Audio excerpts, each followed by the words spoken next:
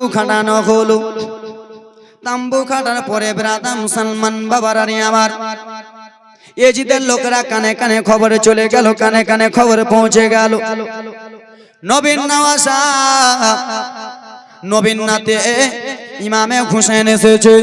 চলো চলো ইমামে হুসেনকে মারতে চলো, চলো চলো ইমামে হুসেনের বংশধরকে তছনছ করে দেব। ওয়াবাইদুল্লাহ ইবনে সাদের লোকেরা গা টুক টুক টুক টুক করে চলে এলো। বাবা এজিদের লোকেরা চলে এলো, এসে দেখে বাবারে তাম্বু খাটিয়ে রয়েছে। কে তাম্বুতে আসে গো? ইমামে হুসেন। বেশি করে উঠে দেন, যান যাও ভাই যাও, বেশি করে উঠিলে বুঝে না কেউ। ইমামে হুসেন রাদিয়াল্লাহু তাআলা আনহু যেন তাম্বু থেকে বার হলেন, হুজরা থেকে বার হলেন। বার হওয়ার পরে বললে কে গো? ও ওয়াবাইদুল্লাহ ইবনে সাদের লোকেরা কি বলতেছো বলো। ইমামে হুসেন একটু কাছে এসো। ইমামে হুসেন কাছে এলেন, নবীন নাতি কাছে এলেন। বলো রে গে কি এমন বলতেছো? বলে হুসেন এতদিন যা হলো হলো হুসেন রে, তোমাকে একটা শেষবারের মতো কথা বলতে চাই। কি এমন কথা বলবা বলো বলো। তুমি এজিদের হাতে হাত দিয়ে দাও, এজিদের হাতে তুমি বায়াত গ্রহণ করে নাও। সেই সময় ইমামে হুসেন বলেছিল, শোনো রে আমার ভাই মুসলিম বিনা গেলে শহীদ হয়ে গেল, বেঈমানের হাতে হাত দিল না। আমার ভাইয়ের দুইটা ছেলে শহীদ হয়ে গেল, বেঈমানের হাতে হাত দিল না। আর আমি নবীর নাতি হইয়া কেমন করে তোর হাতে হাত দেব, কেমন করে তোর হাতে হাত দিব? না না না না, আমার নানা জান নতুন পোশাকের জন্য আমরা দুই ভাই মায়ের কাছে আবদার করেছিলাম। নতুন পোশাকের জন্য মায়ের কাছে বলেছিলাম। একটা পোশাক সাদা ছিল, দুইটা পোশাক সাদা ছিল। আমার নবী পানি ছিটা মারল, একটা পোশাক লাল হয়ে গেল, একটা পোশাক সবুজ হয়ে গেল। সেই সময় দুইটা পোশাক পরে ঈদের নামাজ পড়ে গেল। আমার নানা জান যেন কান্না করতেছিল। সেই সময় আমার আম্মা জননী ফাতেমা জিজ্ঞেস করলো, আব্বা কিসের জন্য আপনি কান্না করতেছেন? সেই সময় আমার নানা জান বলে দিয়েছিল, ফাতেমা একটা বেটা শহীদ হবে তোমার 20 পান করে, আর একটা বেটা ছোট বেটা ইমামে হোসেন শহীদ হবে শহীদে কারবালা। সুবহানাল্লাহ, জোরে বলুন নারে তাকবীর, নারে রিসালাত, নারে রিসালাত। শহীদে কারবালা, শহীদে কারবালা, मसला के आला हजरत, मसला के हाले सुन्नत हजरत अल्लामा मौलाना अजमेर हुसैन साहेब। नार तकबीर, नार रिसालत। আব্বা জান আমার ব্রাদার মুসলমান আমার, ও ওয়াবাইদুল্লাহ ইবনে সাদের লোকেরা, আমার নানা জান বলে দিয়েছিল আমার ছোট্ট নাতি ইমামে হোসেন যেন কারবালার ময়দানে শহীদ হবে রে। আর সেই কারবালার ময়দানে যে ইমামের গলায় ছুরিটা চালাবে, আমার নাতির গলায় যে ছুরিটা চালাবে তার নাম হবে সিমার। তার বুকে একটা দাগ থাকবে, তার কপালে একটা কালো মতো কি থাকবে। আমার নানা জান বলে দিয়েছিল, ও শোনো রে আমি তোদের হাতে হাত দিব না, হাত দিব না। বলে ঠিক আছে, যুদ্ধ চালু হবে, ঠিক আছে মারামারি চালু হবে। ইমামে হোসেন বলল, শুনো নবী মুস্তাফার বংশ কাউকে আগে বেড়ে হাত বাড়াই না, আর যারা হাত বাড়িয়ে দেয় তারাকে নবীর বংশ ছেড়ে দেয় না। সুবহানাল্লাহ, আমরা আগে বেড়ে হাত বাড়াবো না। আর তোরা যদি হাত বাড়িয়ে নিস তো মায়ের মুখ দেখতে পাবি না, বিবিকে বিবাহ করে দেবো। চলে গেলেন তাম্বুতে। আবার এলেন, আসার পরে বলতেছে, ও শুনো তোমরা বেঈমানের পক্ষে থাকিও না, তোমরা আমার নানা জানের পক্ষে চলে আসো। এ বেরাদার মুসলমান, মুসলমানও তার মধ্যে কিছু কিছু রয়েছে বেঈমানকে তো দেখেন না, না শোনা যাবে না, শোনা যাবে না। কিছু কিছু লোক ইমাম হোসেনের কথা শুনে বাবা চোখের পানি ঝরঝর ঝরঝর করে ফেলে। আহারে আহলে খানদানে বাইনদের লোকেরা নবী মুস্তাফার ফুল, সিরে খোদা মাওলা আলীর ফুল, মা ফাতেমার ফুল কেন্দে কেন্দে বলতেছে নবী মুস্তাফার পক্ষে চলাম। কিছু কিছু লোক কাঁদছে, কিছু কিছু লোকেরা বলে না এটা ইমামে হোসেন টেলার করছে। এ ব্রাদা মুসলমান শুনো রে, এবার জীবনে জমে যাবে আব্বা আমার ইমামে হোসেন রাদিয়াল্লাহু তাআলা আনহু চলে গেলেন ঘরের মধ্যে যে যেন যুদ্ধ চালু হয়ে যাবে সেই সময় উবাইদুল্লাহ ইবনে সাদের আলোকেরা বলে ও তোমরা শোনো তোমরা এই যেন ইটা ঘেরুয়া করে নাও এই তাম্বুটা তোমরা ঘেরুয়া করে নাও তাম্বু ঘেরুয়া করা হলো সেই সময় বাবা রে ইমামে হোসেনের সঙ্গে 72টা কাফেলা এসেছিল সেই সময় বলল শোনো তোমাদেরকে একটা কথা বলি তোমাদের মধ্যে কেউ যদি বাড়ি যেতে চাও তোমরা এখনই চলে যাও তোমাদের মধ্যে কেউ যদি বাড়ি যেতে চাও তোমরা এখনই শীঘ্রই চলে যাও বলে হোসেন কিসের জন্য আমরা চলে যাব বলে ওগো শোনো রে ও মদিনাবাসী গিগি তোমাদেরকে একটা কথা বলতেছি তোমরা আমার বিশ্বাস করিয়া আমার সঙ্গে এসেছো এখন যদি যুদ্ধ চালু হয়ে যায় কে বাবা খারাপ হয়ে যাবা কে সন্তান হারা হবা কে বিবি খারাপ হবা কে মা হারা হবা তাই জন্য তোমাদেরকে বলতেছি তোমরা নিজের বাড়ি চলে যাও সেই সময় বলেছিল হোসেন জান যদি দিতে হয় নবীর জন্য দেব জান যদি দিতে হয় ইমাম হাসানের জন্য দেব জান যদি দিতে হয় ইমাম হোসেনের জন্য দেব বেঈমানের জন্য দেব না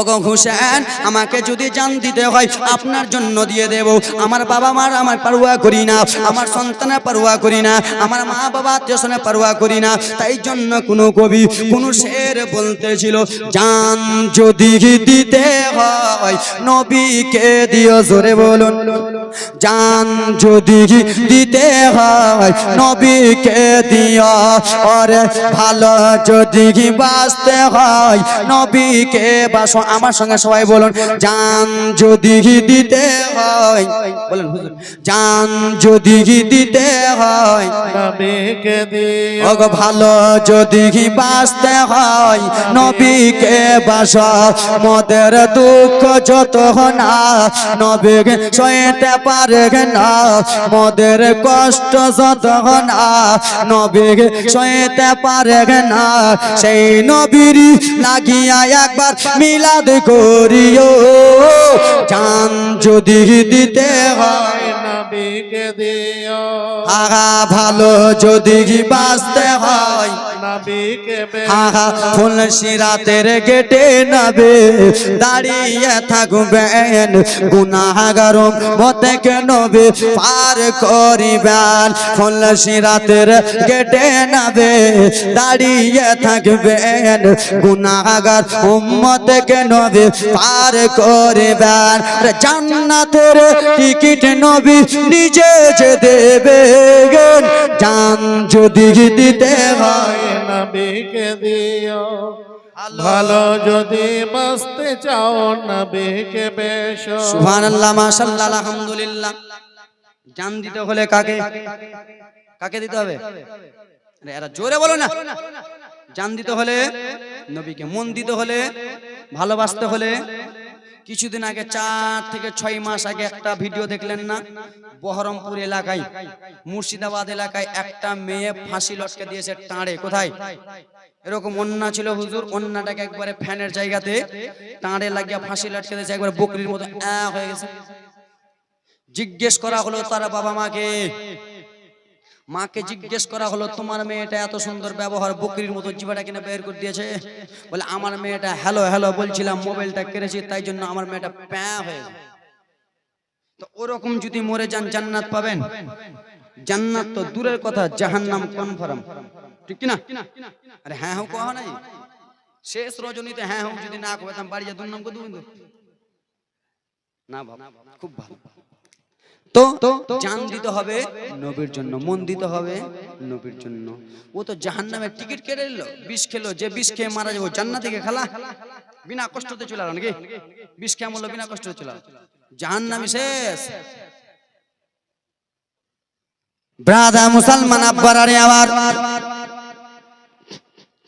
ও আমার মা কালা শুনে যাও রাত্রি বেলা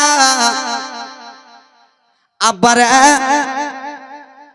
সবাই লোক বলল হোসেন আমরা আপনার জন্য জান দিয়ে দেব আপনার জন্য দান দিয়ে দেব আপনার জন্য জান প্রাণ দিয়ে দেব, কিন্তু বেঈমানের হাতে দেব না, আপনার সঙ্গে থাকবো। আব্বা আমার সোনা মানি এই করতে করতে বেরাদা মুসলমান আমার সোহার বানু রাদিয়াল্লাহু তাআলা আনহা এলেন। যেন বেরাদার মুসলমান 6 মাসের বাচ্চা, 6 মাসের বেটা আলী আসগার যেন কান্না করে। ও মা বোনেরা, ও আমার আব্বার আর আমার সন্তান যদি কান্না করে মায়ের আগে বুঝতে পারে, সন্তান যদি কান্দে মা আগে বুঝতে পারে আমার ছেলে হয়তো দুধ খাওয়ার জন্য কান্দে, হয়তো আমার ছেলে রে পেশাব করে দিয়েছে বিছানাতে ভিজে আছে কান্না করে। মায়েরা বুঝতে পারে কি পারে না? পারে না। আমি আজকে কাঁদবো তো আমার মা কিসের জন্য কাঁদছে বুঝতে পারবে না। 6 মাসের বাচ্চা কিসের জন্য কাঁদে মা বুঝবে, যে হয়তো আমার বেটা পানি পান করার জন্য কাঁদছে, হয়তো আমার মেয়ে ভাত খাওয়ার জন্য কাঁদছে, হয়তো আমার মেয়ে দুধ খাওয়ার জন্য কাঁদছে। মায়েরা বুঝতে পারে না। আরে হাতে পায়ে তেল মাখা ভাই, আরে দিছে শক্ত করি বর্ষা পায়খানা ভাই আমরা মায়ের কোলেই করি, তবু না মারা করিল ভিজল গোহে মুতে আমার শুকনো রাখে মায় থাকে ভিজা জায়গাতে। অসুখ হলে দেখি চাইয়া ওরে মারছে মোর, ওরে বিছানায় বুয়া রে বলে আল্লাহ মরে মরণ লাগো সন্তানেরই লইও না, দুঃখের দরদি আমার জনম দুঃখী মা, গর্ভধারণী মা জনম দুঃখিনী মা, সে মায়ের দিলে কেউ ব্যথা দিও না। জোরে বলুন। 6 মাসের বেটা আলী আসগার পানির জন্য কান্না করতেছে। সোহার বানু নিজের স্বামীকে ডাক দিলেন, স্বামী গো, হ্যাঁ বিবি বলো। ওগো স্বামী একটু আসেন, আসেন কাছে আসেন। ইমামে হুসেন রাদিয়াল্লাহু তাআলা আনহু একটু যেন কাছে গেলেন। সেই সময় সোহার বানু গুগু বলতে লাগলেন, স্বামী গো আমার 6 মাসের বেটা আলী আসগার পানির জন্য কান্না করে। 6 মাসের বেটাটা পানির জন্য কান্না করে, ইনাকে একটু পানি আপনি পান করিয়ে আনেন না, আমার ছোট্ট বেটাকে একবার পানি পান করিয়ে আনেন না। ইমামে হুসেন রাদিয়াল্লাহু তাআলা আনহু যেন 6 মাসের বেটা আলী আসগারকে নিয়ে টুক টুক টুক টুক টুক টুক করে বাবা তাম্বু থেকে যেন চলে যায় ওইদিকে বাবা ওবাইদুল্লাহ ইবনে সাদের লোকেরা, এজিদের লোকেরা মনে মনে ভাবতেছে আহারে পানি পান করতে যাবে হুসেন, না না না না না না, একে পানি পান করতে দেওয়া যাবে না। ফুরাত নদীর আশেপাশে সবাই দাঁড়িয়ে গেল, মারো তীর মারো, সবাই এক এক এক করে তীর মারো। বাবা গো এত জোরে তীর মেরেছে, তীরটা লাগবি তো অন্য জায়গাতে লাগ, তীরটা লাগবি তো অন্য জায়গাতে লেগে যা। তীরটা মেরেছে মুনাফিকের লোকেরা। 6 মাসের বাচ্চা আলী আসগারের যেন গলা থেকে লেগে গেল, 6 মাসের বেটার ফুলকুমে যেন লেগে গেল, পানি পানি করে কান্না করছিল। যেমনই তীরটা লেগেছে বাবা 6 মাসের বেটা আলী আসগার আর যেন চোখটা মেলে না, আর যেন কান্না করে না। ইমামে হাসান যেন বুঝে গেছে রে আমার বেটাকে শহীদ করে দিল, আমার বেটাকে তীর মেরে দিল, এই বলে বলে কান্না করে 2 চোখের পানি ঝরঝর করে ফেলতে ফেলতে যেন চলে যাচ্ছেন বাবা। বিবি সোহার বানু যেন ব্রাদার মুসলমান আবার তাম্বু থেকে বাইরে এলেন। ওগো স্বামী, ওগো আমার জান্নাতের মালিক, ওগো আমার মাতার তাজ, আমার ছেলেকে আপনি পানি পান করিয়ে আনলেন, হয়তো আমার ছেলে এমন পানি পান করেছে আর কিসের জন্য কাঁদে না। ইমাম হোসেনের চোখ থেকে যেন জর করে জল পড়ে, চোখ থেকে যেন পানি পড়ে যায়। বলে সাবি কিসের জন্য আপনার চোখ থেকে জল পড়ে? বলে বিবি আমার ছোট্ট বেটা আলী আসগার এমন পানি পান করেছে আর কোনোদিন পানি চাইবে না। আমার ছেলে এমন হয়ে গেছে আর কোনোদিন মা বলবে না। আমার ছেলে এমন ঘুমিয়ে গেছে আর কোনোদিন জাগবে না। আমার ছেলে আর মায়ের দিকে তাকাবে না। বলে স্বামী কেমন কথা বলতেছেন? বলে হ্যাঁ বিবি, আমার ছেলের গলার দিকে দেখো, যেমনই বাবা গলাটা দেখিয়েছে 6 মাসের বাচ্চা আলী আসগারের যেন বাবা রক্ত মাখা গলা হয়ে গেছে, রক্ত হয়ে গেছে, গলায় রক্ত ভিজে গেছে, গলায় যেন রক্ত ভিজে গেছে। ওরে আমার আব্বা রে, কোনো মা যেন সইতে পারবে না। সেই সময় বাবা আমার মা জননী সেই সময় নিজের সন্তান আলী আসগারকে কোলে নিলেন, কোলে নিয়ে যেন কান্দেন, লাদেরা দুলারা তুমি আমার কাছে ছিলে বেটা রে, সেই সময় থাকলে কত ভালো হতো বেটা, কিন্তু বেটা আমাদের এই তাম্বুতে এক ফোঁটা পানি নাই বেটা রে, আমার এই তাম্বুতে এক ফোঁটা জল নাই বেটা। ওরে বেটা আলী আসগার, তুমি পানি পানি করে কাঁদছিলে, আমার জিহ্বা থেকে যতটুকু পানি বার হয়েছিল আমি তোমাকে খাওয়ালাম লাগাগাল, আর আমার মুখে পানি ছিল না বেটা। এই বলতে বলতে শহীদ হয়ে গেল আব্বার আমার। আলী আকবর এমন মানল না, আলী আকবর গেলে আলী আকবরকে এত জোরে তীর মেরেছে বাবা, আলী আকবর যেন শহীদ হয়ে গেলেন বাবা আমার। সেই সবাই কান্দে। জয়নাল আবেদিন 22 বছরের ছেলে জয়নাল আবেদিন বলে আব্বা জান আমার একটা কথা আপনাকে বলবো আব্বা। কি হয়েছে বেটা জয়নাল, একবার তুমি বলো বলো। বলে আব্বা জান গো, আমার 6 মাসের ভাই আলী আসগারকে ইয়েজিদের লোকেরা তীর মেরে শহীদ করে দিয়েছে, আমার ভাই আলী আকবরকে মেরে শহীদ করে দিল। আব্বা আপনার কাছে আমি কোনোদিনই কোনো কিছু চাই নাই, আজকে আপনার কাছে একটা জিনিস চাইবো আব্বা, আপনাকে দিতে হবে। কি বলে আব্বা গো, আজকে শুধু একটু আমার নানা জানের তলোয়ারিটা আমার হাতে দেন, আজকে আবার নানা জানের তলোয়ারি সেরে খোদার হাতে দেন, আমি যাব গো, আমি যে মুনাফিকের গোষ্ঠীকে তছনছ করে দেব। সেই সময় বলল বেটা জয়নাল, তুমি যদি চলে যাও কারবালার ময়দানে